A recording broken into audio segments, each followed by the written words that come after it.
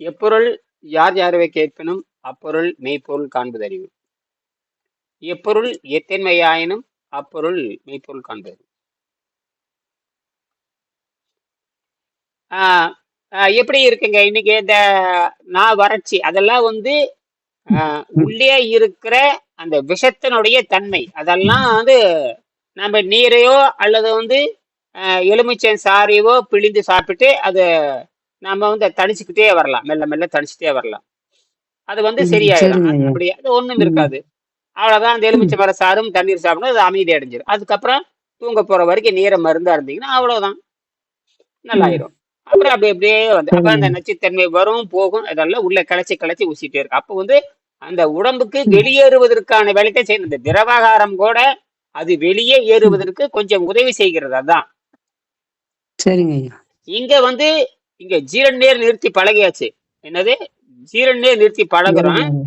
கொஞ்சம் அந்த விஷத்தை கீழே இறக்குவதற்காக எலுமிச்சையும் தேனு கலந்து குடிக்கிறப்ப நமக்கு எல்லா தைரியத்தை அது கொடுக்குது.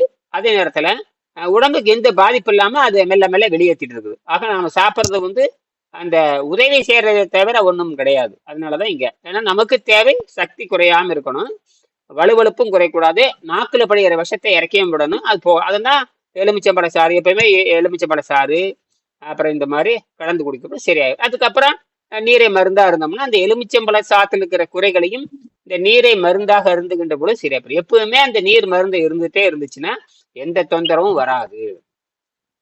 சரிங்க ஐயா. இப்ப எப்படி இருக்கு, நல்லா இருக்கு இல்லையா? பரவாயில்லையா இப்போ நல்லா ஆஹ் இருக்கு. ஆஹ் கொஞ்சம் பின்னால சூடெல்லாம் குறைஞ்சிருச்சு. சூடெல்லாம் குறைஞ்சிட்டு ஒரு குளியல் போட்டு இப்ப ம். இரவு போய் ஒரு குளியல் போட்டுருங்க, புரியுதா? சரிங்க ஐயா. அந்த தண்ணீர் வந்து கொஞ்சமா விழுந்துட்டு சொரன்னு அடிக்கப்படாது. கொஞ்சம் சும்மா ம். மொடார் ஊத்தக்கூடாது. சும்மா ஒரு ம்ஹ்ம். லேசா துரத்துறதான்னு ஊத்திட்டு இருக்கணும். ஒரு அப்படியே கண்ணு மூட்டு ம். உட்காந்துட்டு அது பாடு குளிர்ச்சி ஆயிக்கும். சும்மா நிறைய தண்ணி ஊத்தினாலும் பிரயோஜனம் இல்லை. அந்த கொஞ்சமா இருக்க நேரம் அதிக ம். நேரம் இருக்கணும். கொஞ்சமா விழுந்தாலும் அதிக நேரம் ம். விழணும். சும்மா அண்டா எடுத்து படான்னு ஊத்தினாலும் சூடு குறையாது. என்னது சரிங்க. அது ம். ஒடாம டமார் ஊத்துற மாதிரி அப்படிலாம் அந்த மெல்ல ஊத்தும் பொழுதுதான் அந்த நிதானமா அந்த 20 நிமிஷம் குடிக்கிறப்பதான் நீங்க என்ன மெல்ல தண்ணி விடுங்க, மெல்ல திறந்து விட்டு அப்படியே மெல்ல ஒழுகிட்டே போகணும். அப்படியே அப்படியே இப்ப ஜில்லுன்னு இருக்கும். ஒரு 20 நிமிஷம். அப்பவே என்ன ஆகுதுன்னா எல்லா சூடும் போயிடும். அப்போ ம். சிறுநீர் நல்லா பிரியும். சிறுநீர் நல்லா சூடா சிறுநீர் போட இந்த எடுத்துடும். இது வந்து இதனாலதான் என்ன பண்ணுவாங்கன்னா அந்த காலத்துல இடுப்பு குளியல், கழுத்தளவு ம். குளியல்னு சொல்லி இயற்கை குளியல் உண்டு. அதாவது சும்மா இந்த அளவுக்கு சின்ன ஒரு பாத்திரம் மாதிரி வச்சிருப்பாங்க. அண்டா மாதிரி அண்டாவிட இறங்கி உட்காந்துக்குவாங்க. 1/2 மணி நேரம் அப்படியே உட்காந்துருவாங்க. உடம்பு சூடெல்லாம் போயிடும். இது சரிங்க இயற்கை ஐயா. குளியல். நாம என்ன பண்றேன், உச்சியிலிருந்து இறக்கணும். நம்ம உச்சியிலிருந்து இறக்குறோம். அவன் கூட கழுத்து வரைக்கும் தான் பண்றான். நாம என்ன பண்றேன், ம். உச்சியிலிருந்து இறக்கணும். என்னது உச்சியில இருந்து இறக்கணும். அந்த உச்சியிலிருந்து 20 நிமிஷம் 30 நிமிஷம் இருந்தா போதுமானது. அந்த சரிங்க. உடம்பு சூழல் எல்லாம் போயிடும். அப்ப சிறுநீர் நல்லா பிரியும். அதுதான் விஷயம். சரி, இப்ப நாம என்ன பண்றோம், சரிங்க. இன்னைக்கு அவங்களை காணும் வந்துட்டாங்க. எப்படி இருக்கீங்க ஐயா? இந்த இவர் பன்னீர்செல்வம் எப்படி இருக்கீங்க? அந்த 3 வேளை சாப்பிட்டீங்களா? 2 வேளை சாப்பிட்டீங்களா? 3 வேளை சாப்பிட்டீங்களா? 2 வேளை தையா சாப்பிட்டேன். அந்த ஆ கேவுருது தோசையும் சட்னியும் வச்சு சாப்பிட்டேன். சரி ஒரு சரி. 12 மணி அளவுல ஆ திருப்பி வந்து ஒரு ஒரு 4 மணிக்கு சாப்பிட்டேன். ஆ அதோட அதுக்கப்புறம் ஒரு 5:30 மணிக்கு தேனும் எலுமிச்சம்பழம் சாறும் சேர்த்து சாப்பிட்டேன். ஆ இப்ப நைட்டுக்கு ஏதாவது சாப்பிடணுமா வேண்டாமா? ஒன்றும் தேவையில்லை. பசி தாகம் இல்லைன்னா 6 மணிக்கு மேல வாயை மூடிடணும். 6 மணிக்கு மேல இப்ப அவ்வளவுதான். பசி 6 ஒண்ணும் இல்ல. பசி ஒண்ணும் இல்ல. நல்லா இருந்த உடம்பு இன்னைக்கு செஞ்சதுல இந்த நீர் பயிற்சி செஞ்சதுல நல்லா இருந்தது உடம்பு. ஆமா, அது இயற்கை எனக்கு முறை. எதுவும் ஆமா, இயற்கை. அதுல வந்து இப்ப நைட்டு சாப்பிட வேணுமா இல்ல வேண்டாமா ஐயா? அதனால உணவுக்கும் ஆரோக்கியம் சம்பந்தம் இல்லை. அதையும் தேவையில்லாம திரிக்க கூடாது. இதை உடம்பு கேட்கல இல்ல. கேட்கல. உடம்பு கேட்காத போல இப்ப நீங்க நைட் உடம்பு கேட்காத போல நீங்க நினைக்கிறீங்க. இப்ப நைட் ஏதாவது பசி எடுத்தா ஒரு 10 மணிக்கு மேல. அதெல்லாம் பசி எடுத்தா சாவு வராது. பசி எடுத்தா சாவு வராது. பசி எடுத்தா சாவும் வராது, பசி எடுத்தா நோவும் வராது. எதாவது நல்லா புரிஞ்சு. இதுதான் மரநடி. பசி எடுக்கிறனால சாவு வராது. என்ன சொல்றீங்க? பசி எடுத்தா சாவு. அப்புறம் என்னன்னு அப்ப நோய் வரும். நோயும் வராது. அதுதான் பேசிக். புரியுதா? பசி என்பது அது பல லட்சம் ஆண்டுகளா இருக்கிற ஏமாற்று வேலை. பல லட்சம் ஆண்டு இருக்கிற ஏமாற்று வேலை. ஒரு அது ஒரு சந்தேகம். இப்ப உண்ணாவிரதம் இருக்கிறவங்க வந்து மயக்கடிச்சு விடுறாங்களே, பசி இல்லாம இருந்து எதுவும் உணவு சாப்பிடாம, ஆமா. அவங்களுக்கு ஏன் மயக்கம் வருது அது அப்போ? அதுக்கு உதாரணம் இப்ப போன வாரத்துல இருந்தா பாத்தீங்களா, சோனம் வாங்ஸ் அவரு சாகவே இல்லை, அவர் நல்லா தான் இருக்காரு. என்ன ம். நடக்குன்னா அவர் வந்து ஆராய்ச்சி உள்ள இருக்கிற உறுப்புகள் இயல்பாக இருக்கின்றன, எந்த குறைபாடும் இல்லை அப்படின்னு தான் சொன்னாங்க. உள்ளே இருக்கிற இந்த விஷம் தான் வெளியே போயிருக்குது. ஆனால் அந்த உள்ளே இருக்கிறவங்க பார்த்தீங்கன்னா ஒரு 10 கிலோ மலம் தங்கி இருக்குது. அந்த மலத்தை எடுக்காமல் போனால் அந்த மலம் அவனை கொன்று விடும். ம். சரி, இப்ப விஷயத்துக்கு வரேன். இப்போ பட்டினியால் மனிதன் சாவதில்லை, பட்டினியே உண்ணாவிரதம், உண்ணாவிரதத்தால் மனிதன் சாவதில்லை, சாவது இல்லை. உண்ணாவிரதம் இருக்கும் பொழுது என்ன நடக்கிறது உடம்புல, அதான் கேள்வி. உண்ணாவிரதம் இருக்கும் பொழுது அல்லது உணவு பழக்க, இப்ப நீங்க உண்ணிட்டு இருக்கிறீங்க நோய் வருது, அதாவது நல்ல திங்கிறீங்க நோய் வருது. உண்ணாம இருக்கும் பொழுது அந்த உண்ணாம இருக்கும் பொழுது உண்ணா நோன்பு கொள்வதில்லை, ஏற்கனவே தின்றிருக்கிறீங்க பாருங்க, அது வந்து உணவு பாதையில படியும். எது, திருப்பி சொல்லுங்க. ஏற்கனவே தின்றிருக்கீங்க பாருங்க, என்னென்ன தின்றிருக்கீங்க, 50 வருஷம் என்னென்ன தின்றிருக்கீங்க சொல்லுங்க, 50 வருஷம் என்னென்ன தின்றிருக்கீங்கன்னு சொல்லுங்க, அதுக்கு பதில் சொல்றேன். இட்லி, தோசை, வடை, அதெல்லாம் விட்டுருங்க, அதெல்லாம் சரி. அப்புறம் மருந்து மாத்திரை சொல்லுங்க. மருந்து மாத்திரை இல்ல, மருந்து மாத்திரம் சாப்பிட்டது இல்ல. அப்புறம் சாராயம் பீடி எல்லாம் சொல்லுங்க. அப்புறம் அது எப்பயாச்சும் வரும், பீடி எல்லாம் கிடையாது. பீடி சாராயம், அப்புறம் பிராந்தி, அப்புறம் பீடி கிடையாது. பீடி பிராந்தி எத்தனை தடவை குடிச்சிருக்கீங்க அது வாழ்க்கையில? எப்பயாச்சும் வரும். வாழ்க்கையில ஒரு தடவை தான் குடிப்பீங்களா? இதுவரைக்கும் குடிச்சதே இல்லையா? ஏதோ வாரத்துக்கு ஒரு தடவை. வாரத்துக்கு ஒரு தடவை, அப்புறம் மாசத்துக்கு 7 தடவை, அப்படியா? அப்புறம் அவ்வளவு. இப்ப நிறுத்தியாச்சு. எப்ப நிறுத்துறீங்க? ஒரு 6 மாசம். 40 வருஷமா குடிச்சதெல்லாம் அது உள்ள சேர்ந்துருக்கு. அப்படி வாங்க. அப்புறம் அதுக்கு மருந்து மாத்திரை சாப்பிட்டது இதெல்லாம் சரி, இதுக்கு பேர் ஓல்டு மெடிசின் பேர். இதெல்லாம் வந்து ஓல்டு மெடிசின். சரி, இப்போ மனிதன் வந்து பட்டினியால் மனிதன் சாப்பிடலை. பட்டினி இருக்கும்போது என்னன்னு கேட்டீங்கன்னா, நீங்க சாப்பிட்ட ஓல்டு மெடிசன், பழைய மருந்து, நீங்க சாப்பிட்ட மாவு, செரிக்கப்படாத மாவு, செரிக்கப்படாத உணவு, அதுக்கப்புறம் கொழுப்பு, அதாவது என்னன்னா ஓல்டு மெடிசன், ஸ்டார்ச், ஃபேட், அதாவது பழைய மருந்துகள், செரிக்கப்படாத உணவுகள், கொழுப்பு, இதெல்லாம் வந்து உணவு பாதையில வந்து படியும். உணவு பாதை என்ன தெரியுமா இருக்கான், நாக்கில் இருந்து மலத்துவாரம் வரைக்கும் ஏறத்தாழ 10 மீட்டர், ஏறத்தாழ 10 மீட்டர்ல வந்து படியுது. அந்த அந்த விஷத்தை எடுக்காமல் போனால் படிப்படியாக வளர்ந்து அதை உங்களை கொன்றுவிடும். அதை உங்களை உடனே கொள்ளாது. எப்படி? படிப்படியாக வளரும். படிப்படியா வந்து அந்த உடம்பை வெளியேற்ற முடியாதனால சிறுநீர்ல போயிடும். சிறுநீர்ல அப்புறம் அவருக்கு இந்த சோனம் வாங்ஸ் வந்து 31 நாள் இருந்தா அவருக்கு சாவுல.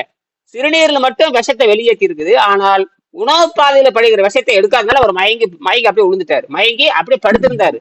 ஆனா உள்ளுறுப்பு நல்ல ஆரோக்கியமாக இருக்குது. என்னது உள்ளுறுப்பு என்ன இருக்குது? ஆரோக்கியமா இருக்குது. ஆனால் எல்லா விஷயமும் உணவு பாதைக்கு வந்துருச்சு. உள்ளுறுப்பில் இருக்கிற, அதாவது கணையம், கல்லீரல், நுரையீரல், இதுல உயிர் உறுப்பு விட்டலார்கள் இருக்கிற விஷத்தை பூரா எங்க கொண்டாந்து சேர்த்துருச்சு, நேரா உணவு பாதையில் கொண்டாந்து வச்சுக்கிட்டு உணவு பாதையில அடப்பு உண்டாக்கிருச்சு. என்னது?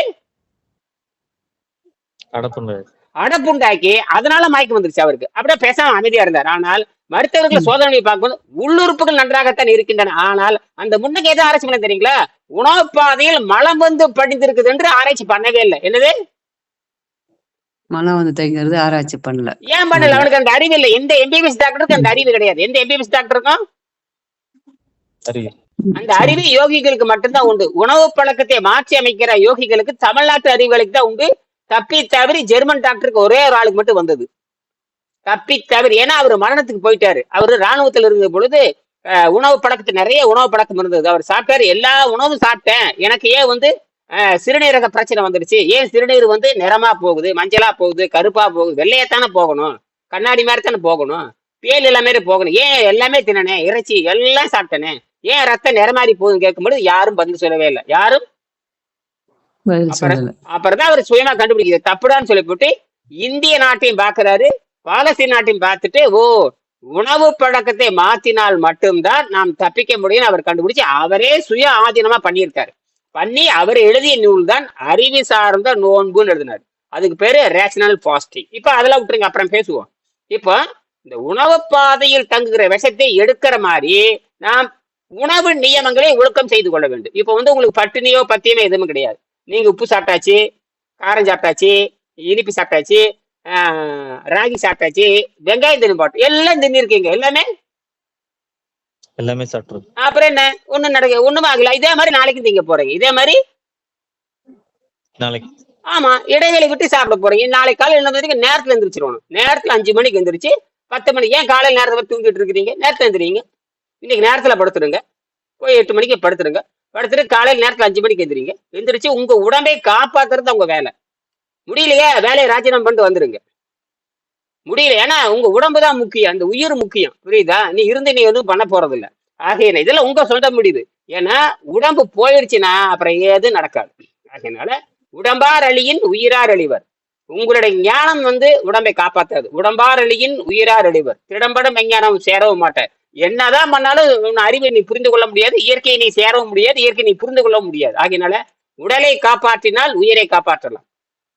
உடலுக்கு எந்த வகையான பழக்க வழக்கங்களும் உடம்புக்கு எதிரானது. எந்த வகையான பழக்க வழக்கங்களும் பழக்க வழக்கம் தான்.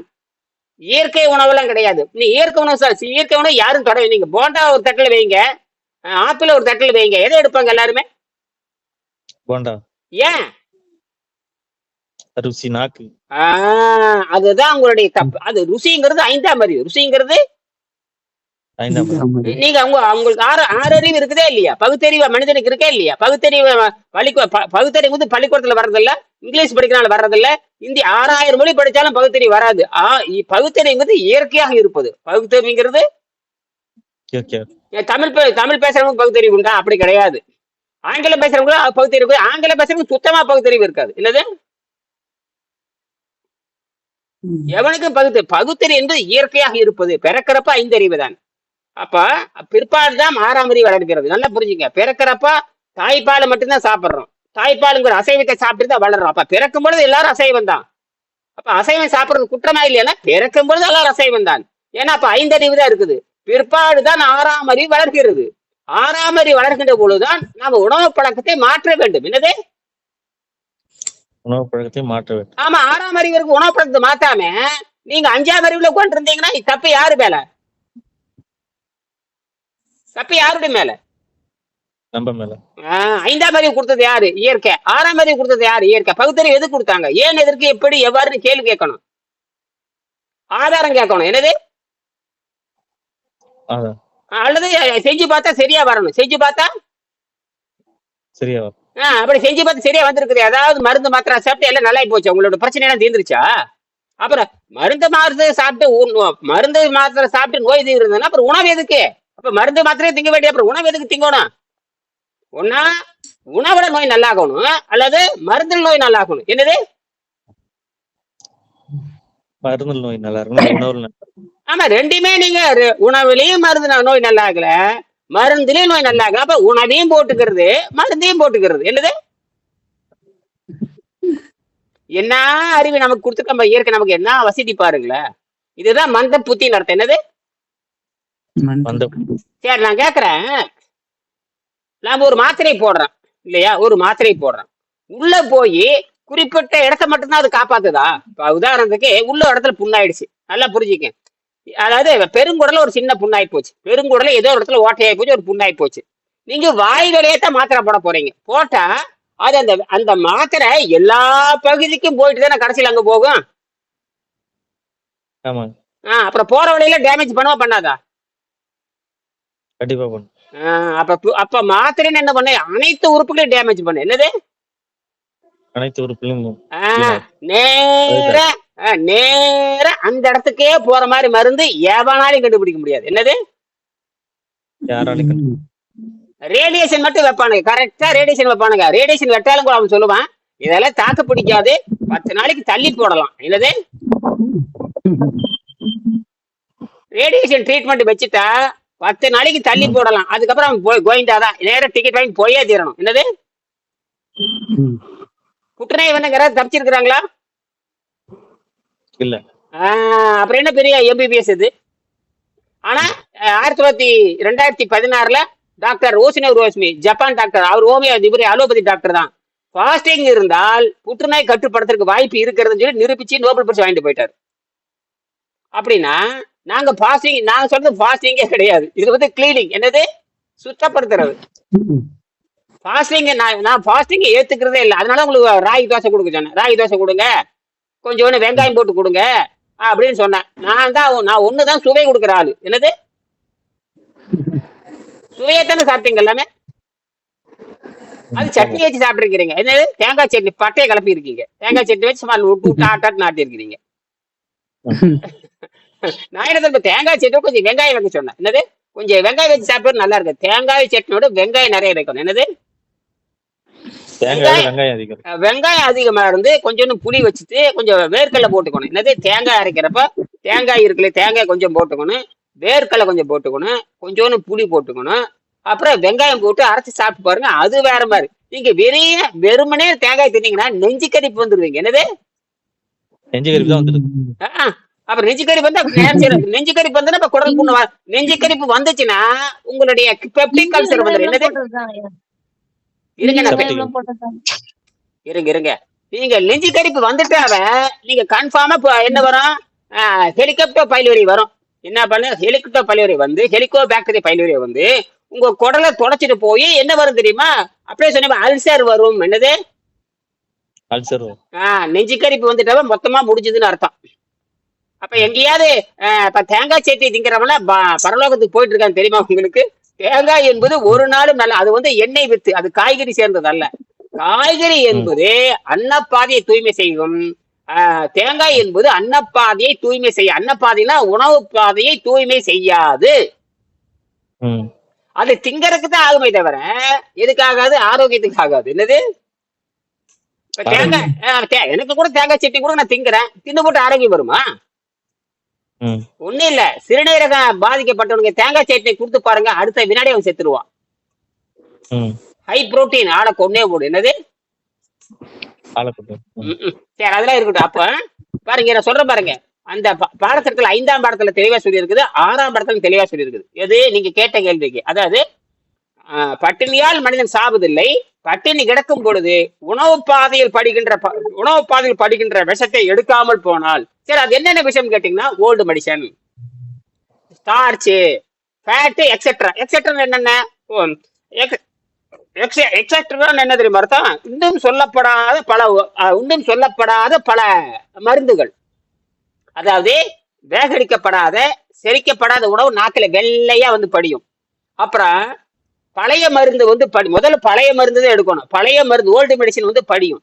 ரெண்டாவது செரிக்கப்படாத வெள்ளைய நாத்தமா வந்து படையும். அதுக்கப்புறம் கொழுப்பு இருக்கு இல்லையா, இந்த கொடுங்கொழுப்பு, அது மாவு சத்து. என்ன நீங்க தின்ன மாவு சத்து பூராம கொழுப்பா மாறி உடம்பெங்கும் பரவி எல்லா உறுப்பையும் இழுத்து பிடிச்சது. உயிர் விட்டலா இருக்க பூரா பிடிச்சி நிக்குது. எப்படி தெரியுமா நிக்குது? சடியாக மாறி விஷமாக மாறி நிக்குது. என்னவா மாறி இருக்குது?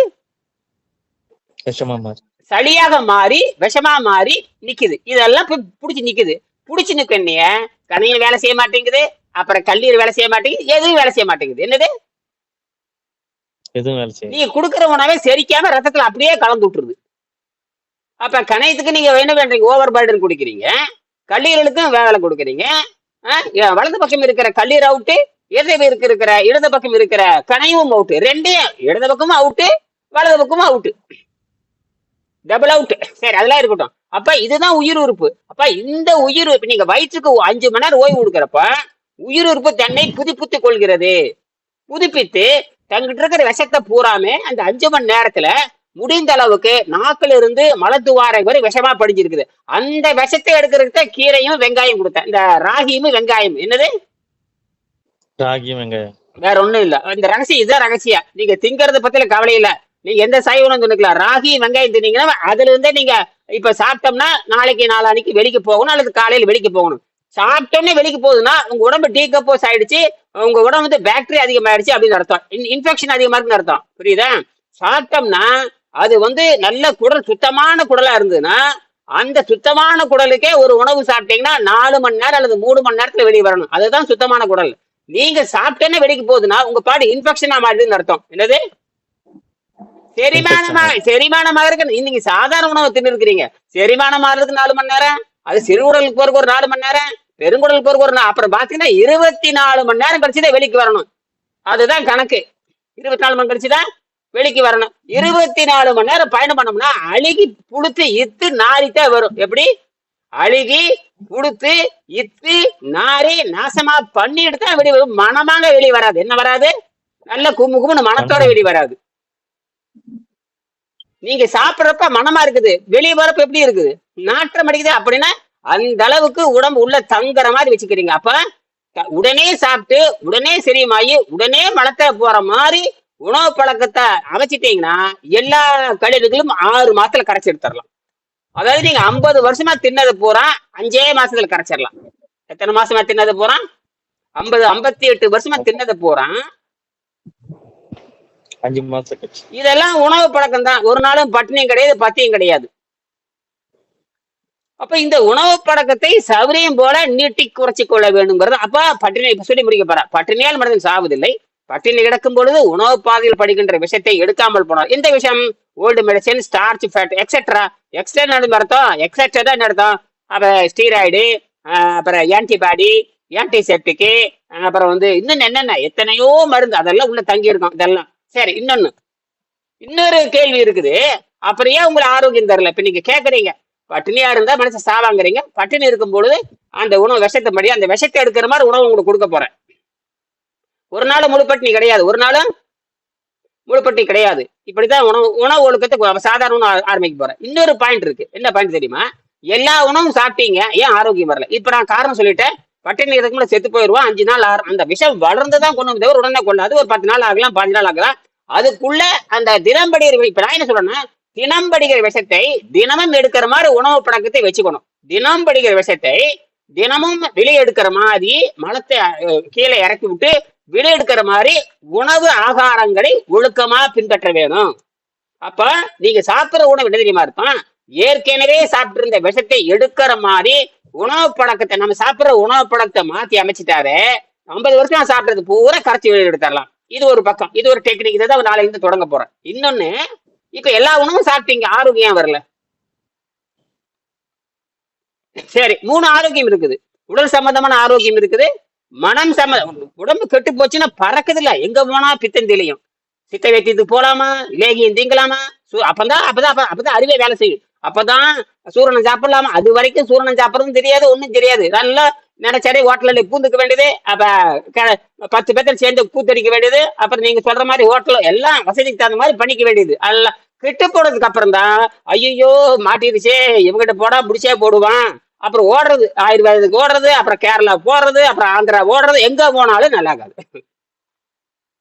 சரி இருக்குது. அப்படின்னா ஏன் உங்களுக்கு எல்லாம் சாப்பிட்டீங்க? இறைச்சி சாப்பிட்டீங்க, ரைட். அப்புறம் அசைவம் சாப்பிட்டீங்க, ரைட். இட்லி வச்சு தலைக்கறி அடிச்சிங்க, ரைட். எல்லாம் சாப்பிட்டாச்சு, அப்படித்தானே கலைஞர்? ஆமாங்க ஐயா. இட்லி சாப்பிட்டாச்சு, இட்லியோட தலைக்கறி வச்சு சாப்பிட்டாச்சு, இட்லியோட குடற்சாறு வச்சு சாப்பிட்டாச்சு, எல்லாம் சாப்பிட்டாச்சு. ஆரோக்கியம் மட்டும் ஏன் வரல? இங்கதான் டாக்டர் சொல்றாரு. அதாவது ஆரோக்கியம் என்பது, நல்லா புரிஞ்சுக்கங்க, ஆரோக்கியம் என்பது நீங்கள் உண்ணும் ஆகாரத்தை பொறுத்தது அல்ல. ஆரோக்கியம் என்பது நீங்கள் உண்ணும் ஆகாரத்தை பொறுத்தது அல்ல. அப்படி என்றால் இந்த உடம்பானது ஏன் இயங்கவில்லை? ஆரோக்கியம் என்பது நேரடியாகவும் மறைமுகமாகவும் உண்ணும் ஆகாரத்தை பொறுத்ததல்ல. அப்படி என்றால் இந்த உடம்பானது எந்த அளவுக்கு பாருங்க. அப்படி என்றால் இந்த உடம்பு ஒரு இயந்திரம், இந்த உடம்பு ஒரு கருவி. இந்த உடம்பு ஒரு இயந்திரம், இந்த இயந்திரம் ஒரு கருவி. பல கருவிகள் உள்ளே இருக்குது, பல கருவிகள் உள்ளே இருக்குது. சரி இருக்குதா? முடிஞ்சு போச்சு. இந்த கருவிகள் இருக்குல்ல, இந்த கருவிகள் என்ன ஆச்சுன்னா, இதை சுத்தியும் சளியும் நச்சுத்தன்மையும் அடப்பும் ஏற்பட்டு விடுகிறது. எதை சுத்தி? கணையம், கல்லீரல், சிறுநீரகம், இந்த மாதிரி எக்கச்சக்கமான கருவிகள் இருக்குது. இதெல்லாம் சரிவர இயங்காம நீங்க சாப்பிட்ட உணவு என்ன ஆகி போச்சுன்னா, அது மேல சளி மாதிரி படிந்து, சவ்வு மாதிரி படிந்து, அழுக்கா மாதிரி அப்படியே இழுத்து பிடிச்சிருச்சு. எது ஏவடம் பண்ணிருச்சு. அப்ப எந்த அளவுக்கு சளியாலும் நச்சுத்தன்மையாலும் நிரப்பப்பட்டு அதன் செயல்திறன் தடைபட்டு இருக்கிறது என்பதை பொறுத்தது. சளியாலும் நச்சுத்தன்மையாலும் நிரப்பப்பட்டு அதன் செயல்திறன் தடைபட்டு இருக்குது என்பதை பொறுத்தது. எது? உள்ளே இருக்கிற கருவிகள். என்னது? உள்ளே இருக்கிற கருவிகள். எதனால அனுப்பப்பட்டு இருக்குது? சளியாலும் நச்சுத்தன்மையாலும் நிரப்பப்பட்டு அதன் செயல்திறன் தடைபட்டு இருக்கிறதை பொறுத்தது.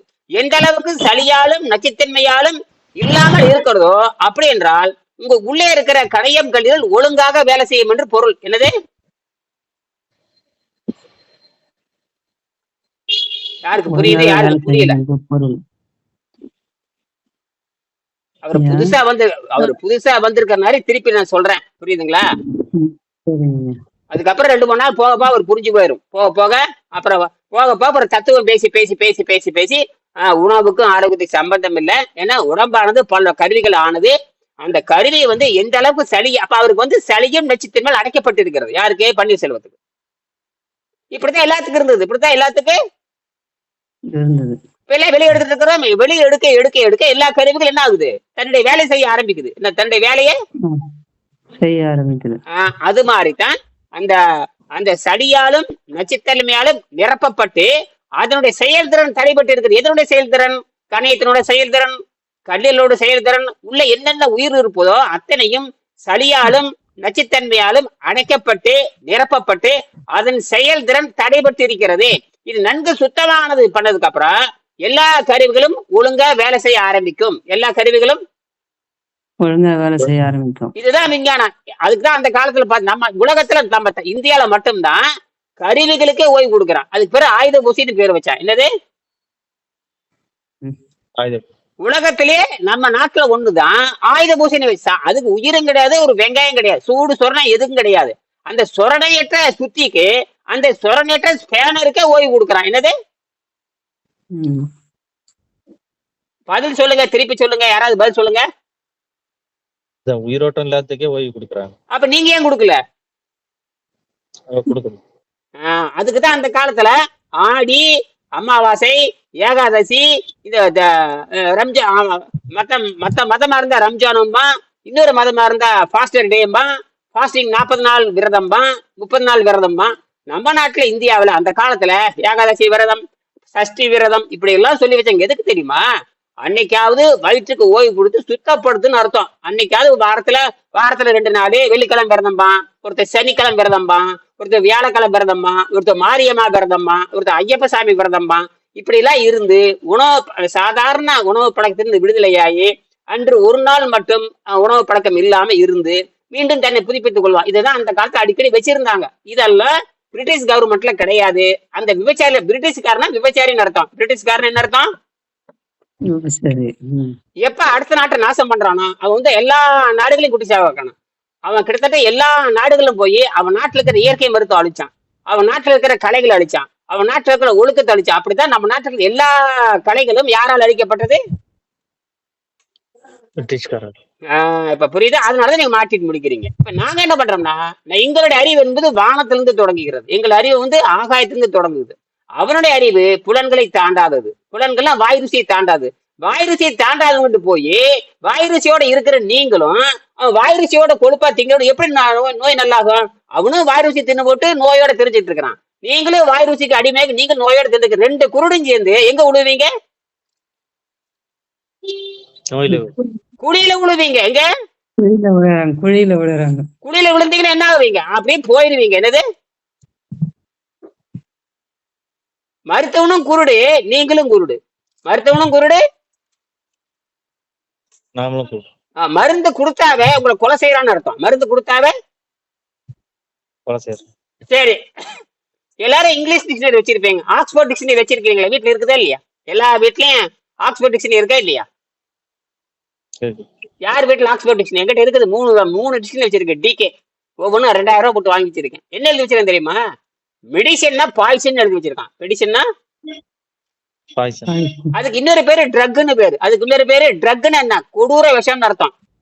Drug means poison, poison means medicine, medicine means poison எழுதி வச்சிருக்காங்க. இங்க இதுல இருக்குது, டிக்ஷனரி இருக்குது, எடுத்து படிச்சு பாருங்க. ஆக்ஸ்போர்ட் டிக்ஷனரி இருக்குது. Medicine means poison. அப்ப உங்களுக்கு என்ன கொடுக்குறான்? பாய்சன். அப்புறம் பாய்சன் கொடுத்தா நோய் நல்லாகுமா? அதுக்கு பேரு என்ன தெரியுமா? பெட்ரோ கெமிக்கல் பேரு. எல்லாம் பெட்ரோ கெமிக்கல் தான். என்னது? Petrochemical. Petrochemical byproduct இருக்கு இல்லையா, அதை தான் உங்களுக்கு கொடுக்குறான். எதுக்கு கூட தெரியுமா? நோய் நல்லா கூடாது, சாகணுங்கிறதுக்காக தான் கொடுக்குறாங்க. இதுதான் கார்பரேட்னு பேரு. இந்த கார்பரேட் வந்து 1900 வந்துட்டானுங்க. பெரிய பெரிய படிப்பறிவே இல்லாதவன், மருத்துவறிவு இல்லாத பணக்காரர்களும் சேர்ந்து பெட்ரோல் கழிவுகளை மருந்து மாதிரி ஆக்கி அதுக்கு பேரண்ட் வாங்கி, ஏன்னா யாரும் இயற்கை மருத்துவத்துக்கு பேரண்ட் வாங்க முடியாது. உலகத்துல யாருமே இயற்கை மருத்துவத்துக்கு சொந்தம் கொண்டாட முடியாது. என்னது? சொந்தம் யோகத்துக்கு கொண்டாட ஆமா முடியாது. யோகத்துக்கு எவனும் சொந்தம் கொண்டாட முடியாது. அதனால யாரு வேணா யோக பயிற்சி பண்ணலாம், யாரு வேணா தியான பயிற்சி பண்ணலாம், யாரு வேணா இயற்கை மருத்துவம் பண்ணலாம். அதுக்குள்ள எந்த ரைட்டும் கிடையாது. ஏன்னா அதுல இயற்கை சார்ந்தது. இயற்கை சார்ந்ததுக்கு யாருக்கும் உரிமை கிடையாது. யாருக்கும். உரிமை கிடையாது. அதே பெட்ரோல் கெமிக்கல் ஒரு ரசாயனத்தை கண்டுபிடிச்சுன்னு வச்சுங்க. பெட்ரோல் வந்து விஷம் எடுத்தேன், அந்த விஷத்தை வந்து கொடுத்தோம்னா ஒரு 2 நாளைக்கு கண்ட்ரோல் ஆகும். 2 நாளைக்கு கண்ட்ரோல் ஆகிறதுக்கு பேரண்ட் வாங்குவானுங்க. எத்தனை நாளைக்கு?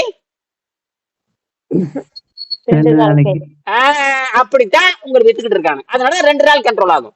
இப்ப காலையில ஒரு அம்மாட்ட பேசியிருக்கேன். அவங்க வந்து 6 மாசமா அந்த 6 வருஷமா அவங்க வீடியோ கூட ரெக்கார்ட் பண்ணி போட்டிருக்கேன். வரும்னு நினைக்கிறேன். அப்படியே ஸ்லோவா டவுன் ஆயிட்டு இருக்கு, பாருங்க. டவுன்லோட் ஆயிட்டு இருக்கு, அனுப்புறேன். அவங்க என்ன சொல்றாங்கன்னா ஸ்டீராய்டு போடக்கூடாதுன்னு சொல்றாங்களா, ஆனா ஸ்டீராய்டு போடுறது கை தூக்க முடியுமா? அதை எதுவும் பண்றது இல்ல. அந்த மூளைக்கு போற வேலையை அழுத்தி வச்சு கஷ்டமா கை தூக்குறாங்க. அந்த போட்டா 1 மணி நேரம் மட்டும் கை தூக்க முடியும். இந்த 1 மணி நேரம் மட்டும்தான் ஆமாங்க ஐயா. அது அது அப்படி ஒரு நாள் தூக்க மட்டும். முடியாது ஐயா. அதேதான் நீங்களும் அவங்க சொல்லிட்டா. அது அதாவது இப்ப கலைநீலாவுக்கு என்ன பிரச்சனையோ அதே பிரச்சனை தான் அவங்களுக்கு. நீங்களாவது இப்ப வந்து கை கால் மணக்க ஆரம்பிச்சிட்டீங்க, போறீங்க வரீங்க, குடிக்கிற அளவுக்கு நீங்க போயிட்டீங்க. என்னது ஆமாங்க ஐயா. குடிக்கிற அளவுக்கு போறீங்க. குடிக்கிற அளவுக்கு போய் சோப் போட்டு கை கால எதுக்கு தெரியுமா? அரப்பு வாங்கி தேய்ச்சி பாக்குறது, அல்லது நார் இருக்கு இல்லையா, இந்த நார் ஏதாவது நாரை வச்சு சும்மா அப்படி கை கால ஆட்டி பாருங்க. புரியுதா? சும்மா நாச்சிக்கு. அதெல்லாம் செய்வேங்க ஐயா, அதெல்லாம் செய்வேன். இதெல்லாம் அவங்களுக்கு வரல. இதெல்லாம் இதுக்கு நீங்க 13 வருஷமா படுத்திருக்கிறீங்க. அவங்க இப்பதான் 6 வருஷமா படுத்திருக்கிறாங்க. என்னது அவங்களால உட்கார முடியல. அப்ப நேரா பனைமரமாட்டம் நின்று இருக்கிறாங்க. பனைமரமாட்டவே நேரா நின்று இருக்கிறாங்க. எப்ப படு உட்காரவும் முடியல, தூக்கமே வர்றது இல்லையாமா. எப்படி வரும்? ஒண்ணு வராது. நம்மளுக்கு 3 நாள்ல தூக்கம் வந்துருமே. நம்மளதுல 3 நாள்ல தூக்கம். ஆமா 3 வருஷமா 30 வருஷமா மாத்திரை போட்டுருக்கிறோம். நம்ம மாத்திரையும் இல்ல மருந்தும் இல்ல, தூக்கம் வந்துடும். நம்மளுக்கு முதல்ல தூக்கம் தான் வரும். நல்லா அப்படியே சொர்க்க மாதிரி இருக்கு. நானெல்லாம் வந்து 72 மணி நேரம் தூங்கி இருக்கேன். நான் 20 வருஷத்துக்கு முன்னாண்ட 72 மணி நேரம் தூங்கி இருக்கேன். ஒரு காட்டுல போய் படுத்துக்கிட்டேன். ஒரு பச்சை மலையில ஒரு கிராமம், அந்த மலை மேல போய் படுத்துக்கிட்டு யாருக்குமே தெரியாது. ஏன்னா எனக்கு தூக்கம் வந்ததே தூங்குறேன். தொடர்ந்து தூங்குனீங்களா அவ்வளவு நேரம்? ஆமா, கிட்டத்தட்ட 48 மணி நேரம் தூங்கி இருக்கேன். என்ன நடந்ததுன்னு எனக்கு தெரியாது. அப்புறம் தான் அப்படியே எந்திரிச்சு பார்த்தா 2 நாள் போயிருச்சு. 1/2 மணி நேரம். அதுதான் உள்ள இருக்கு அவ்வளவு விஷம். 25 வருஷத்துக்கு முன்னாடி பழங்கள்லயே அவ்வளவு விஷம் இருக்கு. நீங்க உள் சுத்தம் பண்ண போது ஏங்கய்யா? ஆமா ஆமா, நான் சொல்றது ஒரு கால் நூற்றாண்டுக்கு முன்னாண்ட அப்படித்தான். சரியா? அப்ப என்ன சொல்றாருன்னா, அதை டாக்டர் அருணாச்சலம் என்ன சொல்றாரு கேட்டீங்கன்னா, 2 நூல்கள் 13ஆம் பாடத்தை எல்லாரும் படிங்க. பன்னீர்செல்வம் 13ஆம் பாடத்தையும் 12ஆம் பாடத்தையும் படிங்க. சரியா? 11ஆம் பாடம் 13ஆம் பாடம் அது இங்கிலீஷ்ல இருக்குது.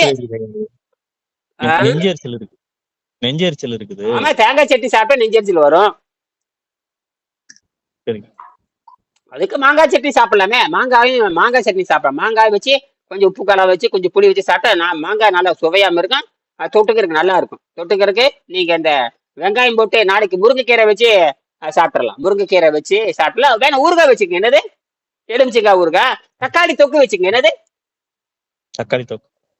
நாளைக்கு நல்லா வெங்காயத்தை போட்டு நல்லா வணக்கி விட்டு, என்னங்க நாளைக்கு வெங்காயத்தை போட்டு நல்லா ஒரு 1/2 கிலோ வெங்காயம் எடுக்கும். நல்லா பொடி பொடி நறுக்கி நல்லா வணக்குங்க. தக்காளி போட்டு நல்லா விடுங்க. நல்லா சுண்டை வணக்குங்க. சுண்டை வணக்கிட்டு உப்பு காரம் கம்மியா போட்டு தக்காளி தொக்கு வச்சுங்க. அதை வச்சு நீங்க என்ன பண்ணீங்க, நீங்க விருப்பமானது ராகி ரொட்டி வச்சு கொஞ்சம் வெங்காயம் வச்சு அந்த ராகி ரொட்டிலேயே வெங்காயம் இருக்கும். இது தக்காளி சாப்பிட்டா ரொம்ப நல்லா இருக்குமா. நெஞ்செரிச்சல் வராதே. நெஞ்செரிச்சல் வந்துட்டாவே ஆபத்துன்னு அர்த்தம். அது ஒண்ணும் பண்ணாது. தண்ணீர் சாப்பிட்டு வெளியே எடுத்துக்கலாம். தண்ணீர் சாப்பிட்டு இப்ப நெஞ்சரிச்சு இருந்து இப்ப நீர் பயிற்சி பண்ணுங்க. இல்ல அப்படின்னா இப்ப ஒரு எலுமிச்சை பழத்தை புளிஞ்சு ஒரு 150 மில்லி சுடுதண்ணி லேசான வெதுவெதுப்பா அட பச்சை தண்ணியும் குடிக்கலாம். இல்ல எனக்கு சுடுதண்ணி மாதிரி டீ மாதிரி வேணும்னு சொன்னா கூட நீங்க என்ன பண்றான், 150 மில்லி தண்ணி லேசா சூடு பண்ணி ஒரு 1/2 எலுமிச்சை புளிஞ்சு விட்டு சர்க்கரையை போடுங்க. நாட்டு சர்க்கரையை போட்டு தேன் ரொம்ப சிறப்பு. தேன் போட்டு கலந்து குடிச்சிருங்க. அந்த நெஞ்சரிச்சல் கீழே போயிடும். நெஞ்சரிச்சல் ஆமாங்க ஐயா, கீழே போயிடுது. சாப்பிட்டா கீழே போயிருதே இல்லையா? அதுதான் இப்ப நீங்க சாப்பிட்டாங்க நாக்கு வறட்சி வந்ததுன்னா குடிங்க, சரியா போச்சு. இவங்கள பாருங்க 13 வருஷம். நான் சொன்னா அது நோயே கிடையாது. அந்த உள்ள போய் என்ன ஆகி போச்சுன்னா சளியும் நச்சுத்தன்மையும் போய் இவங்க பாருங்க, இவங்களுக்கு உயிர் உறுப்பு பாதிப்பு இல்ல, கைகால் முடக்கம் தான் பாதிப்பு. கணையம் கல்லு நுரையில நல்லா இருக்கு. ஆனால் உங்களுக்கு கணையம் கெட்டு போயிருக்குது, கல்லீரல் கெட ஆரம்பிச்சிருக்கு. இவங்களுக்கு கணையம் கல்லீரல கெட்டு போகல. ஆனால் வெளி உறுப்பு, அது உயிர் உறுப்பை கைகால் முடக்கம் உயிர் உறுப்பே கிடையாது. நம்ம உயிர் உறுப்பை சுத்தம் செய்கிற பொழுது நரம்பு மண்டலம் சுத்தமாகறப்போ நரம்பு போய் எல்லாத்தையும் ஏக்க ஆரம்பிக்குது. என்னது, நரம்பை சுத்தம் செய்கின்ற பொழுது நரம்பு போய் எல்லாத்தையும் ஒழுங்கு பண்ணி கொடுக்குது. நரம்பு போய் எல்லாத்தையும் ஒழுங்கு. அது சரி மட்டுமல்ல, பண்ணிடுது. இன்னொன்னு ஏன் தூக்கம் வருதுன்னா, இந்த நீர் மருத்துவத்தை நீங்க செய்கின்ற பொழுது முதல்ல தலையும் தலைக்கு இருக்கிற தண்டுவடம் இருக்கு இல்லையா, அதுதான் முதல்ல சுத்தமாகும். தலை தலைக்கு இருக்கிற மூளைக்கு இருக்கிற அந்த பீனியல் கிளாண்ட், அது கீழே பிட்யூட்டரி, தைராய்டு, தைமஸ், அந்த 3 ரொம்ப முக்கியமா இருக்கு. மண்டைக்குள்ள மட்டும் மூணு கிளாண்ட், முக்கியமான சூப்பர் கிளாண்ட் இருக்குது. அது பேரு மனோன்மணின்னு சொல்லுவாங்க. மனோன்மணி அல்லது இங்கிலீஷ்ல பீனியலும்பாங்க. அதுக்கப்புறம் வந்து பாத்தீங்கன்னா ஹைப்போதாலமஸ், அப்புறம் பிட்யூரிட்டி. இந்த 3மே ரொம்ப முக்கியமான உறுப்புகள். என்னது, முக்கியமான உறுப்புகள். அத போய் தேவையான தூக்கத்தை கொடுக்குற அது ஒரு வகையான மெலட்டோனின் சொல்லுவாங்க. மெலட்டோசைட், மெலட்டோசைட்னு ஒரு வகையான உண்மையான திரவம். அது ஒரு போதை திரவம். என்னது, போதை திரவம். இப்ப நீங்க சாராயம் குடிக்கிறீங்களா, அதுவும் தூக்கம் தான். ஆனா அது என்ன தெரியுமா, அது வந்து பேரின்ப தூக்கம். எது, அந்த மெலட்டோனின் அது சித்தர்களுக்கு மட்டும், யோகிகளுக்கு மட்டும்தான் அது வரும். சுத்தப்படுத்துறவனுக்கு மட்டும்தான் வரும். நீரை வைத்து ரத்தத்தை எவன் சுத்தம் பண்றானோ அவனுக்கு தான் இந்த பேரின்ப தூக்கம் வரும். என்னது, பேரின்ப தூக்கம் வரும். காப்பி குடிக்கிறவனுக்கு வராது, சாராயம் குடிக்கிறவனுக்கு வராது, இட்லி திங்கிறவனுக்கு வராது, தோசை திங்கிறதுக்கு வராது, குசு போடுறவனுக்கு வராது. எப்ப பாரு வயிற்று வண்ணந்தாடி போட்டு குசு போட்டுறவனுக்கு ஜென்மத்துக்கு வராது. என்னது, ஜென்மத்துக்கு வராது. டர்ன்னு குசு விடுறவன் அவன் எங்க போக தயார் தெரியுமா, அவன் சுடுகாட்டுக்கு போற தயாரிட்டான்னு அர்த்தம். என்னது, ஏண்டா தின்னு போட்டு குசு போட்டுட்டு இருக்கிற, தின்னு போட்டு என்னமா சொல்லுங்க ஐயா, சொல்லுங்க. ஆமா, நம்ம சுழுக்கு தானே எடுப்போம். நாம வந்து நீதி போதனை வகுப்பு தானே. என்னது, சிரிக்கிறாங்க அவங்க சொல்றத கேட்டு. நம்மளோட நீதி போதனை வகுப்பு. நம்ம இப்ப நான் குசு போடாம இருக்கணும், அதுதான் முக்கியம். என்னது, இன்னைக்கு குசு விடாத எவனா சரி கேட்ட, குசு விட்டா நல்லதா மேடம், கேரகா உள்ள மலம் இருக்குதுங்க அர்த்தம். என்னது, உள்ள மலத்தை வச்சுட்டு குசு போடுறான். எதை வச்சுட்டு குசு போடுறான், மலத்தையா கேட்டா காசு நல்லா பெய்யாட அறிவு கட்ட பண்றமா உள்ள அழுகி போய் கிடக்குது. அழுகி போனதான் கேஸ் ஃபார்ம் ஆகும். அழுகி போனதான் கேஸ் ஃபார்ம் ஆகும். அழுகி போறப்ப குசு அப்புறம் மூக்க பிடிக்கிறீங்க எல்லாமே, அப்புறம் மணக்குதா அது. அத சொல்லுவாங்க, ராஜா குசு விட்டா மணக்கு, வேலைக்காரன் குசு விட்டா நாருமா. என்னடா இது, எல்லாம் ஒரே டாக்டர் தான் எல்லாமே.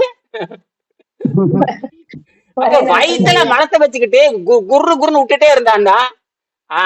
இதெல்லாம் வந்து உண்மை. இதெல்லாம் நீங்க சாப்பிடுற உணவு மலமாத்தாங்க மாறுது, நீங்க சந்தனமா மாறுதா?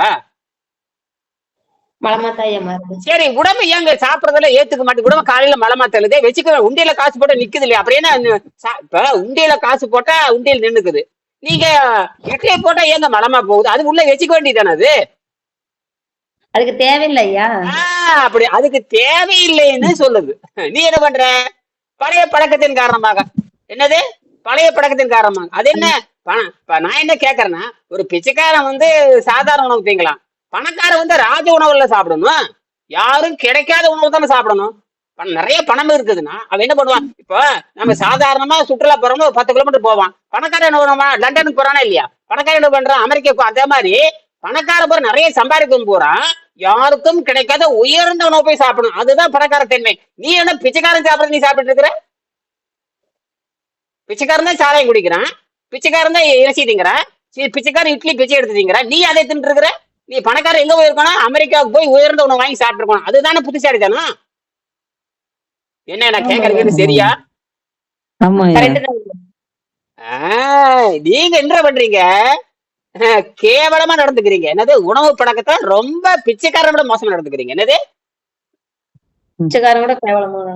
ஏன்னா பிச்சைக்காரன் பல ஊடு திங்கிறவன், நீங்க பல உணவு திங்க. ரெண்டா உணவு, அவன் பல ஊடு தின்னு உடம்பை கெடுத்துக்கிறான், நீங்க பல உணவை தின்னு கெடுக்க. அவன் பல வீட்டுல பிச்சை எடுத்து உடம்பை கெடுத்துக்கிறான், நீங்க பல உணவு திருடையில. அப்படியே பாலை குடிச்சுக்கலாம், அப்புறம் தயிரை தின்னுக்கலாம், அப்புறம் மோரை குடிச்சுக்கலாம், அப்புறம் இதையும் போட்டுக்கலாம், காப்பியும் போட்டுக்கலாம், பக்கத்துல சிகரெட்டும் அடிச்சுக்கலாம், 2 மணிக்கு போண்டாவும் தின்னுக்கலாம், எல்லாம் போட்டுக்கிறது. எல்லாம் போட்டு ஆரோக்கியம் மட்டும் வரும். என்னது ஐயா, அவங்க பிச்சைக்காரங்க வந்து கிடைச்சத சாப்பிடுறாங்க, பணம் இருக்கிறவங்க கண்ணுல பாக்குறதெல்லாம் சாப்பிடுறாங்க. அதனாலதான் நீ சீக்கிரம் போய் சேர்ந்துடுற அப்படின்னு அர்த்தம். ஆக எப்பயுமே உணவு பழக்கத்தில் ஏழையாக இருக்கணும். உணவு பழக்கத்துல ஏழையா இருக்கணும். அப்பதான் ஆரோக்கியத்துல பணக்காரரா மாற முடியும். எப்பயுமே சமம் கிடையாது. ஒண்ணு கூட்டலா இருந்தா ஒண்ணு கழித்தலா இருக்கும், ஒண்ணு கழித்தலா இருந்தா இன்னொன்னு கூட்டமா இருக்கும். இன்னைக்கு பூங்காக்கு போனீங்கன்னா குழந்தைங்க ஏத்தலக்கா புத்தலக்கா ஆடுவாங்க. ஒரு குழந்தை மேல இருந்தா ஒரு குழந்தை கீழே இருக்கும், ஒரு குழந்தை கீழே இருந்து ஒரு குழந்தை. மேல இருக்கும். இதுதான் நீங்க உணவு பழக்கத்தை விட்டீங்கன்னா ஆரோக்கியம் வரும், உணவு பழக்கத்தை கூட்டினீங்கன்னா ஆரோக்கியம் கெட்டு போயிடும். என்னது? ம். உணவு பழக்கத்தை விட்டு ஆரோக்கியம் வருங்கய்யா, கூட்டம்னா ஆரோக்கியம் இருக்கும். ஆமா. அப்ப அந்த ஆரோக்கியத்தை அந்த உணவு பழக்கத்தை விடும் பொழுது அந்த ஏற்கனவே போட்ட உணவை எடுப்பதற்கு நீரை மருந்தாக அருந்த வேண்டும். சரி, இப்போ இப்ப நீர் இப்ப சொல்லி முடிக்க போறேன். இப்ப நீரை இப்ப நான் எதுக்கு நீரை கட்டாயப்படுத்துறேன்னா, இப்ப வந்து நீரை விட்டு போட்டு எலுமிச்சை சாறு சாப்பிடறதா வைத்துக் கொள்ளுமே.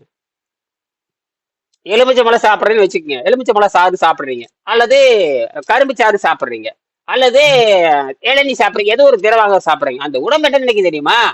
ஏதோ உணவு வந்துருச்சு நினைச்சு அது செடிக்க ஆரம்பிச்சிடும். என்னது? உணவு உணவு வந்திருக்குன்னு. அப்ப ரிப்பேர் கணையத்தை ரிப்பேர் பாக்குறத கணையத்தை ரிப்பேர் பாத்துக்கிட்டு இருக்கோம். ஒரு 5 மணி நேரம் ஓய்வு கொடுக்குறோமா? கணை எது எது கெட்டு போச்சு அங்க இருக்கிற அந்த கிருமி பூரா சாப்பிட ஆரம்பிக்கும். நல்லா புரிஞ்சுக்க. எப்ப பசியோட இருக்கிறீங்களோ அப்ப என்ன ஆகுதுன்னா உள்ள இருக்கிற நல்ல கிருமிகள் எந்திரிச்சு சிங்க மாதிரி எந்திரிச்சு அந்த எந்தெந்த கிருமிகள் கெட்ட கிருமிகளோ அதை போய் கொண்டு வேட்டையாடி தான் சாப்பிட்டுரும்.